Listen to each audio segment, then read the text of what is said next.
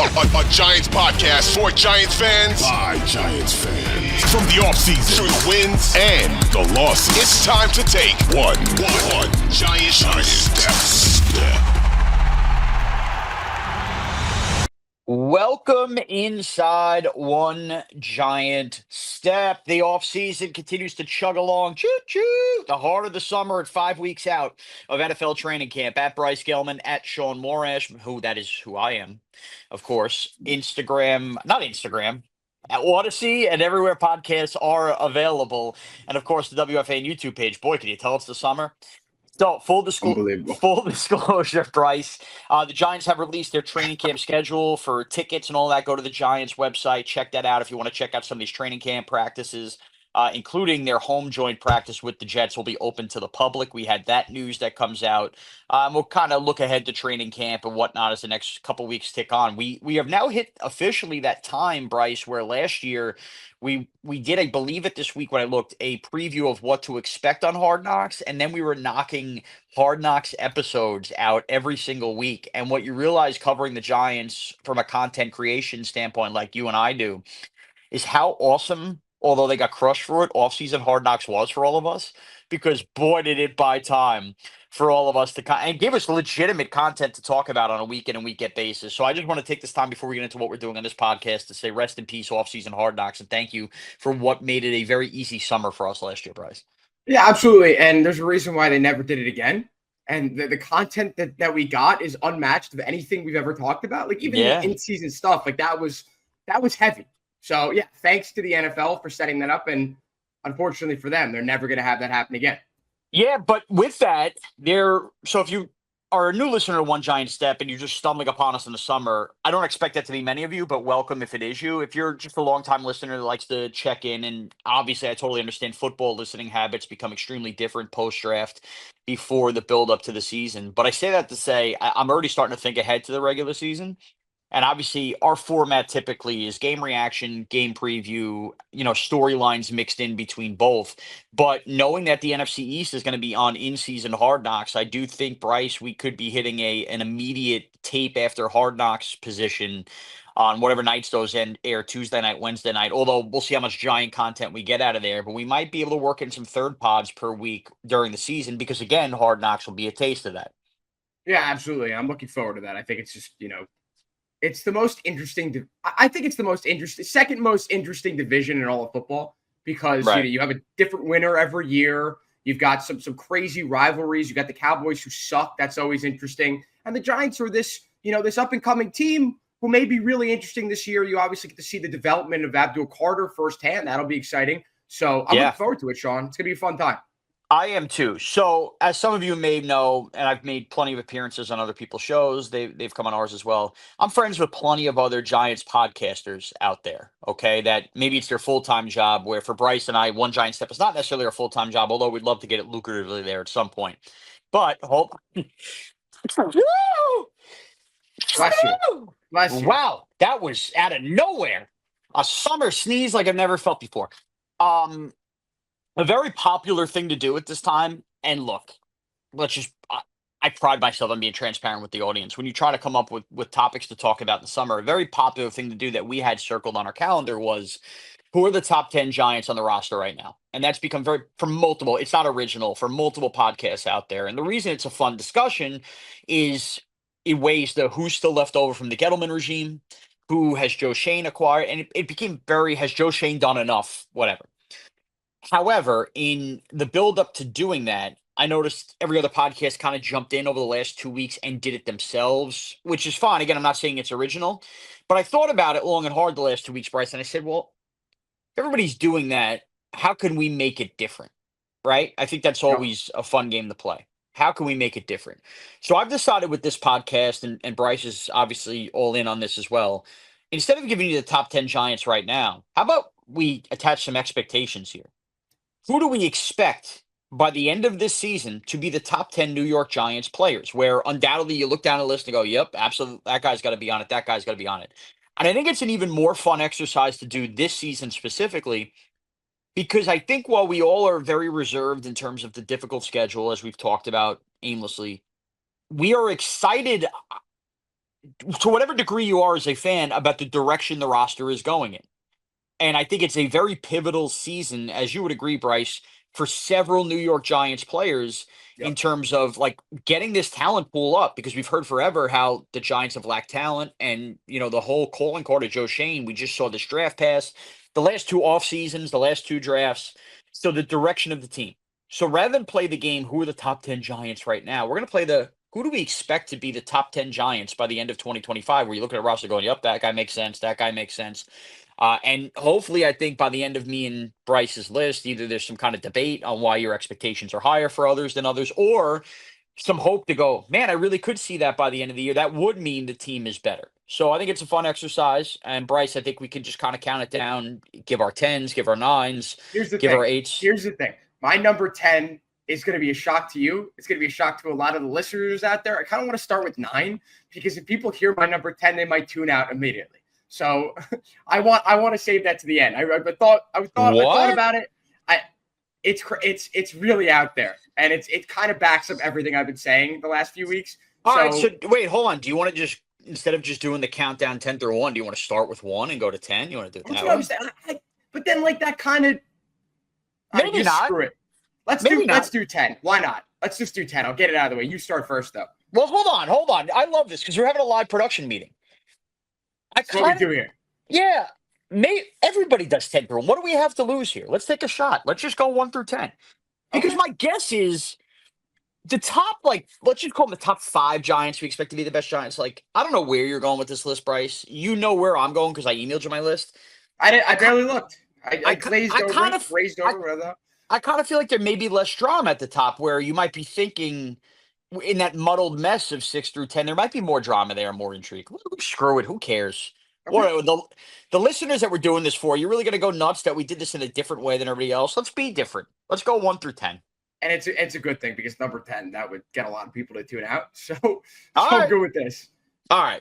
Who do we expect to be the top 10 Giants by the end of 2025? My number 1, Bryce. And then we can debate why they're number 1. My number 1 is Malik Neighbors. I guess you're shocked by. I don't think you should be shocked by that, but who's your number 1? Dexter Lawrence. All right, so this is where I broke the tie here. Can I say that number 2? I'll just say number 2 for me is Dexter Lawrence. Who's number 2 for you? Okay, number 2 is Neighbors. Okay, all right. Fine. All right, so we each have 1 and 2. Different order. Great. Perfect. We're off to a good start here. Why is Malik Neighbors 1 for me and Dexter Lawrence number 2? First of all, Dexter Lawrence, as it stands right now, is the best player on the team. I do not expect him to be worse. He's the most dominating defensive tackle. So you might be saying, and clearly Bryce is, Shaun, why are you putting Malik Neighbors 1? I believe Malik Neighbors' ceiling, quite frankly, and I'm not saying he's going to get there this year, but I think he has all the tools and the ability to be the best wide receiver in football. And that includes guys like Jamar Chase. I think he's that talented.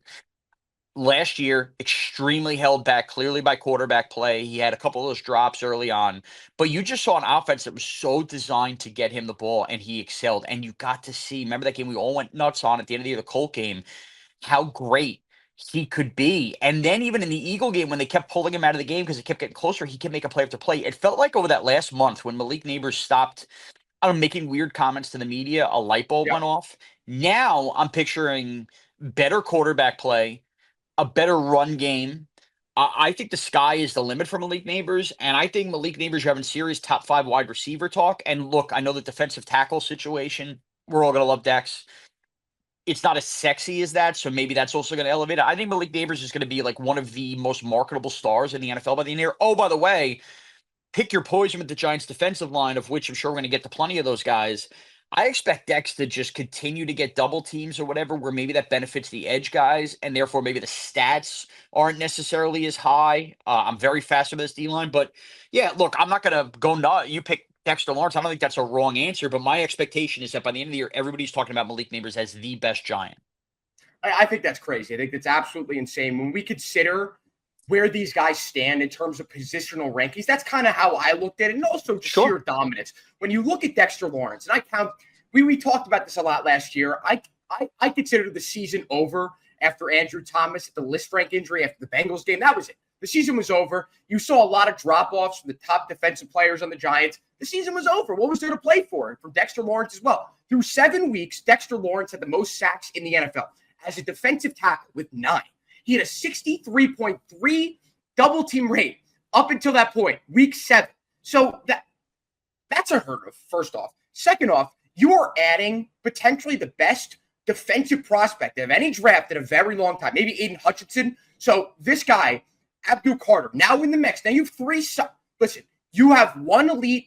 This is how I feel about it. And we obviously had this episode. If you want to go back and listen to it, the Kayvon Thibodeau debate between the two of us. I think Kayvon's an above average defensive end. I think he's a good edge rusher. I think that's it. I don't think he's anything great. I think Brian Burns is great. Abdul Carter might be one of the best in the NFL. So you add him into the mix. Are you really going to continue to double team Dexter Lawrence 63%? What's going to happen then? Yeah. You add Alexander into the mix. They actually might have a good other defensive tackle, a good DT2 finally. And the Giants haven't had one in a very long time, 2 to 3 years. So you're looking at this roster. And here's the thing. I have Malik Neighbors number 2. I tend to agree with you, but in good faith, I cannot make him number 1 because, in my opinion, Dexter Lawrence is the best defensive player in football. And I know I've had a lot of arguments with this. You see Chris Jones ranked ahead of him in Madden and PFF rankings and yada, yada, yada. I get that. I understand. Chris Jones, very good football player. But when you look at the stats in the early part of the year, when the season actually mattered for the Giants, you look at any player in all the sports, when the season is lost, why are they going to continue to try as hard as they possibly can? Dexter Lawrence has a contract. There's nothing to prove for him. The Giants' season is essentially over. You expect him to go out and give his absolute all every week. I just think naturally, the human mind is not going to dedicate that much effort in that situation. So I think Dexter Lawrence in a season that could go off the rails early, but I think by the end of the year, we're not going to be knocking him for maybe giving up halfway through the year because the schedule is so hard. Malik Neighbors, listen, 1,204 yards last year. 3 different quarterbacks throwing to him, no consistency whatsoever. They obviously fed him the ball a shit ton of times, but you look at, there could be continuity here. You got a guy in Russell Wilson. Could we say that this is the best receiver that Russell Wilson has ever played with? Can we say that? Oh, what? So he had Golden Tate. He played with Metcalf. He did play with Metcalf, right? That's what I was thinking, but look at the 2 talent levels. Look at, yeah, Neighbors is better than George Pickens, too. Yep. He's better than Cortland Sutton and Jerry Jeudy. Yeah, I think that's fair. He's the best receiver that Russell Wilson has ever played with. You could look at Russell Wilson. Oh, he's washed. He didn't have a great year with Pittsburgh last year. I understand that, but Malik Neighbors, at least through the first 10, 11 weeks of the year, is going to have a first ballot Hall of Famer throwing him the ball who actually can get the ball down the field. And I know that that's not Malik Neighbors' top strength as a receiver, but still the big playability. Yeah. With Russell Wilson throwing him the ball. I agree. This is why I have him up there. I think he's going to make a ton of plays. All right, so we flip-flopped on that, and that's fine. Again, if I was making a list, top 10 Giants right now, I'm putting Dexter Lawrence 1. This is the fun of the list. This is why it's different. I'm projecting at the end of the year. Yep. All right, I'm going to give you my 3, 4, 5 in a row, and then you can give your 3, 4, 5. And I only say that because I had a hard time with this. Yeah. But there's a reason. What you realize when you make a list is if you do a list and you think about everything as connective tissue, that helps break a lot of ties. Okay. Yep. And just put a pin in that. My number 3 is Andrew Thomas. My number 4 is Brian Burns. My number 5 is Abdul Carter. Okay. Now, why are they in that list? Okay. If I'm going to make the leap that Malik Neighbors is going to become the best player on the Giants and surpass Dexter Lawrence, I'm also going to make the leap that after 2 years where he was really banged up, that Andrew Thomas does stay healthy this year. Because if he stays healthy and protects that left side, I think the sky can be the limit as far as getting the ball downfield with the moon ball shots from Russ, and if you eventually play dart and what he does. So if Andrew Thomas is healthy, he's the top 2, 3 left tackle in football. So, of course, for me, when you consider how important that position is, he's going to go number 3. Yep. That's why I put him ahead of the other 2 pass rushers that I have at 4 and 5. Now, why Brian Burns over Abdul Carter?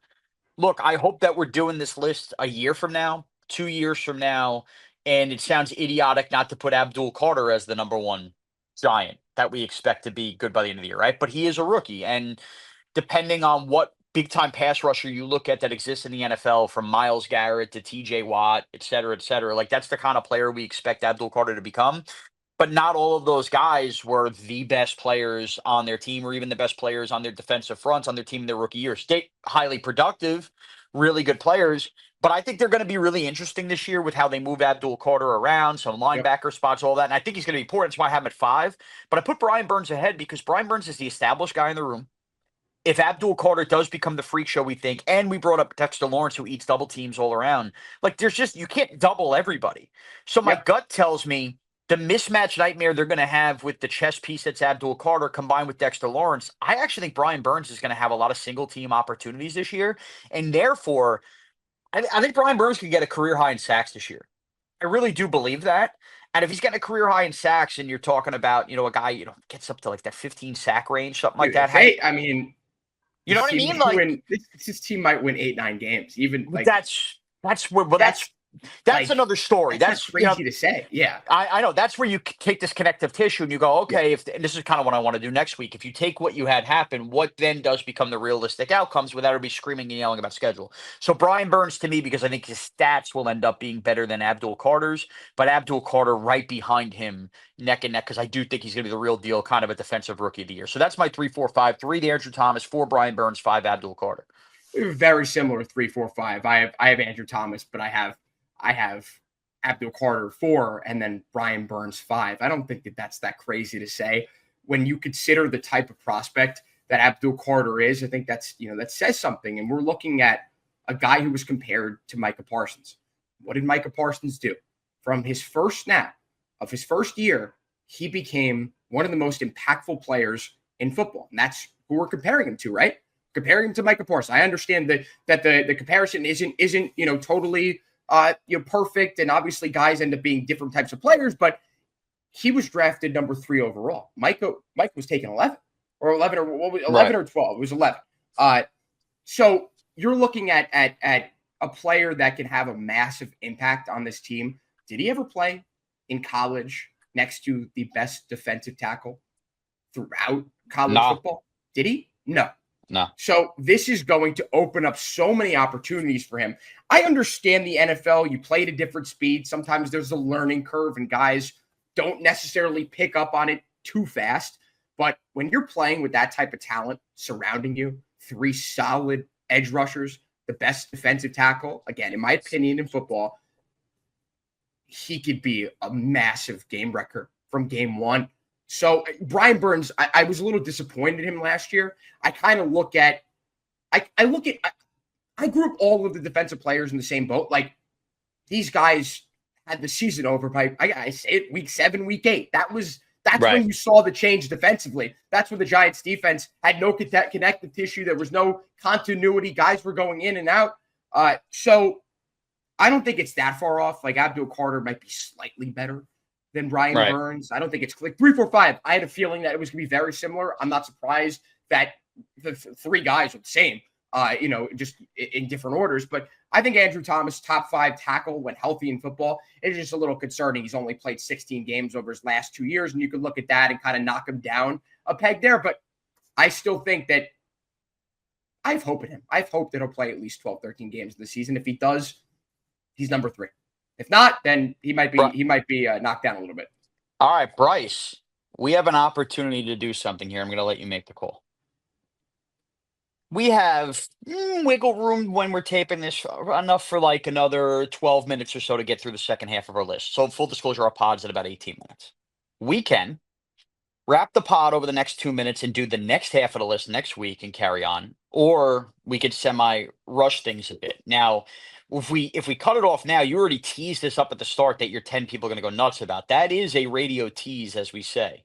So Bryce Gelman serves as both the co-host and producer of One Giant Step, and it's part of the reason One Giant Step has really taken off, and he's done a really good job. I'm not just saying that to pat Bryce on the back, but I actually think this is the biggest decision in the history of One Giant Step Bryce has to make. Could be. Bryce, it is summertime. I have no problem extending out. I feel like we're cooking here, and I feel like you teased something. My lean is to cut it off here and go the next 5 Giants we expect and carry it on there. But if you want to rush through and cherry pick out, you tell me. I'm good with that. My one concern is that, first off, I like the fact that it's going to be a 20-minute pod, 22-minute. I think that's easier for people to digest in the summer. Sure. In the summer when there's other stuff going on. No, not much. I think just baseball right now, and it's kind of difficult to focus in on other stuff when you're locked into that, or you're doing your summer thing and you're going on vacation, yada, yada, yada. You need a break you need a reprieve from sports. I tend to agree with that. But is the next one going to be that long? From 6 to 10? That's the only question I have. Don't get me wrong. I'll add some other stuff in there or whatever. But that's neither here nor there. Here's what I would also tell the audience right now, as you could clearly see us leaning towards this.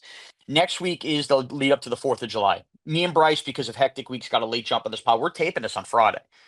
We're not going to wait till I don't care about telling the audience, whatever. We're not going to wait till Friday next week to tape because that's the 4th of July. We're going to get an earlier turnover next week, which I'll discuss with Bryce off the air.